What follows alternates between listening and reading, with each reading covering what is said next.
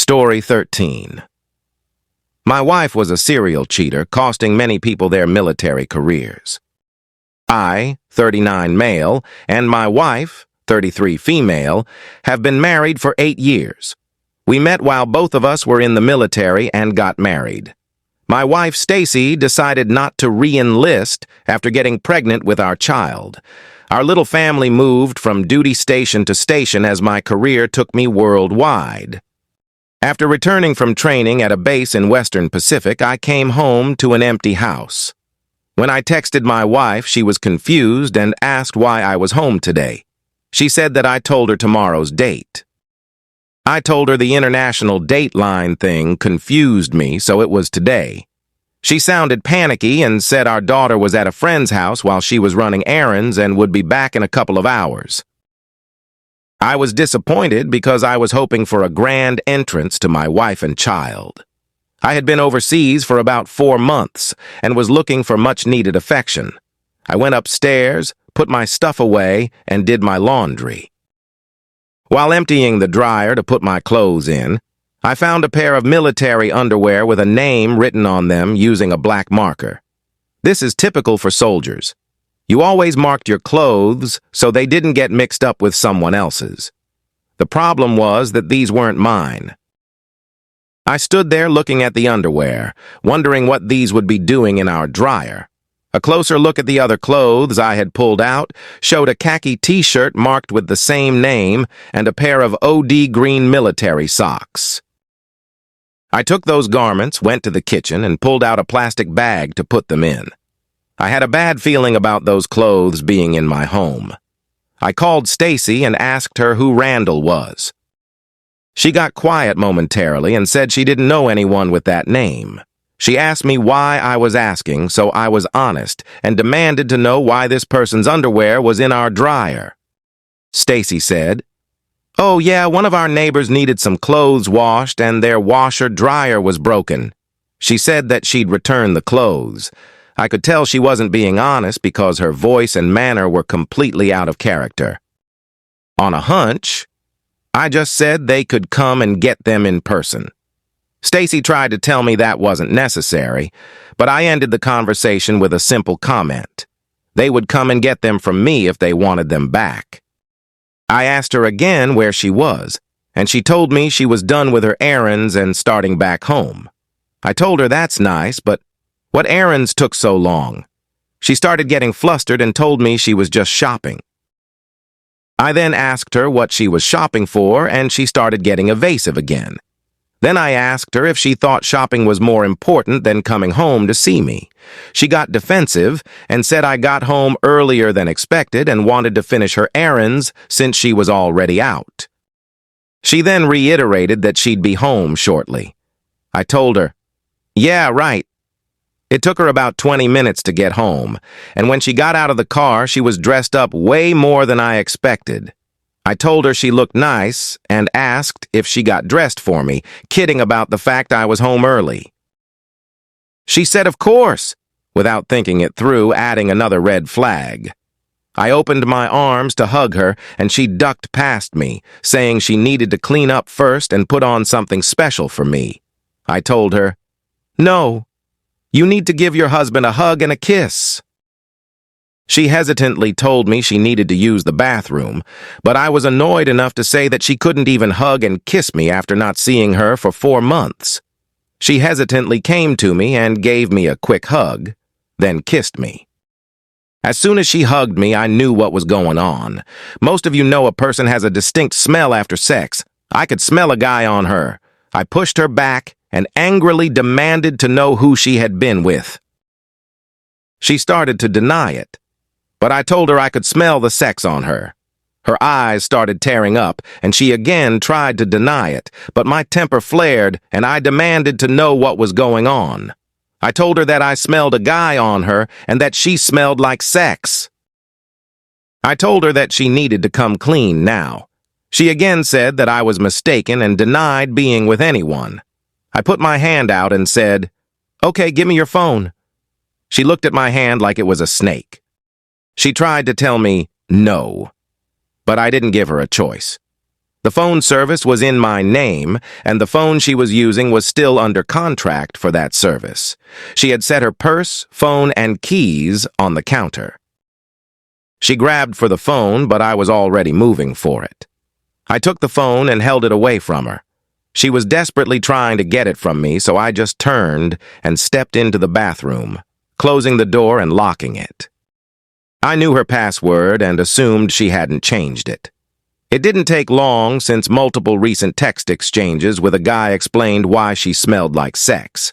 I started taking screenshots and forwarding them to myself and must have spent the next 30 minutes going through everything. Stacy cried outside the door the entire time I was in the bathroom, saying she was sorry. The part that kicked my ass was that she had been seeing more than one guy. There were text threads with many guys, along with pictures and emails. I forwarded everything I found, so I had the evidence I'd need for the coming divorce. Some of the guys she was with were in uniform, and 3 were officers. I was a senior non-commissioned officer, and the fact that an officer in that military who cheated with my wife was grounds for court-martial and expulsion from the military. Looking back over the timeline, her affairs had been going on for at least 2 years. I found a guy in her text messages and photos wearing a military uniform with the name Randall sewn on his duty uniform. He was an 03, a captain in the U.S. Army. I found a contact that seemed a close match and texted him, saying that his underwear was cleaned and ready to pick up before her husband got home. He immediately responded, asking her if I, her husband, would still be back tomorrow. I texted yes, and he said he would be over shortly to get his stuff. I then texted the guy she was just with, pretending to be Stacy, and told him that I knew about the 2 of them. He responded, freaking out, saying she needed to deny it. I took screenshots to prove he knew Stacy was married during the affair. This guy turned out to be a first lieutenant who was married. After I had pulled out everything I needed, I opened the door and dropped the phone on the ground in front of my soon-to-be ex-wife, who was openly sobbing. A few minutes later, there was a knock at the door, so I started up my camera and opened it. Captain Randall of the United States Army stood at my door with his mouth hanging open in shock at seeing me. I threw the bag of his underwear at him, saying, "Here's the underwear you left at my house." Then I told him he'd be free to have sex with my wife as soon as my divorce was final. Before he could respond, I told him the other guys she was screwing would probably be vying for her too. But I wished him all the luck. Then I slammed the door in his face. All of this was captured on my phone. Stacy was still crying, and I demanded to know where my daughter was. She told me she was across the street with the neighbor playing with their kids. I walked out of the house and went to get my little girl. When I picked her up, she was all smiles and happy to see me. I thanked the neighbors for letting her play with their kids, and they said it was their pleasure. I went home, contacted my unit's command sergeant major, and told him what was happening. He put me on hold until our battalion XO was on the line. I told him what I had walked into when I got home and let him know that it involved multiple affair partners and that at least some were military officers over the last 2 years. He told me to hold on to the evidence and that he'd work to start an investigation into my claims. It took much less time than expected for the officers to be thrown out of the service. I was present for Captain Randall's final day. My wife cooperated as part of a deal for our divorce. I was allowed to remove his rank insignia from his uniform at a very formal ceremony, and he was sentenced to serve 6 months in confinement and discharged from the Army. I had filed for divorce within a week of returning home and was granted primary custody of my daughter. The deal allowed my ex to have extra visitation. I opted out of re-enlistment and voluntarily separated from the Army about 5 months later. Since I could show the extent of the betrayal and that Stacy was seeing 3 men at that same time, the courts awarded me primary custody of my daughter due to the sketchy home situation with my soon-to-be ex-wife. Stacy did not get alimony, and I received a minimal child support payment since she wasn't working. Stacy ended up following me back to my hometown and getting a job to be near our daughter. I don't see Stacy for any reason, and we do a handoff at daycare or my parents' house. Stacy has been single since moving to my hometown. She's currently working at a local restaurant that I've taken off my list of places to eat. I've started dating again and hope to do a better job choosing my next wife. Thankfully, the DNA test shows my daughter is mine. Stacy still tries to get me to talk to her at various times, like the holidays. My daughter usually brings me a card or a small gift from her around Christmas. I always act like I love it around my little girl. But she's growing old enough now to understand that Stacy and I divorced. She started asking questions, and I know I'll have to address it someday soon. To her credit, Stacy seems to have taken the high road and not been undermining my relationship with our daughter. I'll be honest with our daughter, but I'll try to keep the details to a minimum. 5 charges were filed under the UCMJ Article 134, ultimately costing 3 officers and 2 enlisted their careers. All were dishonorably discharged, and like I said, Captain Randall was given 6 months of detention in military prison before being dishonorably discharged.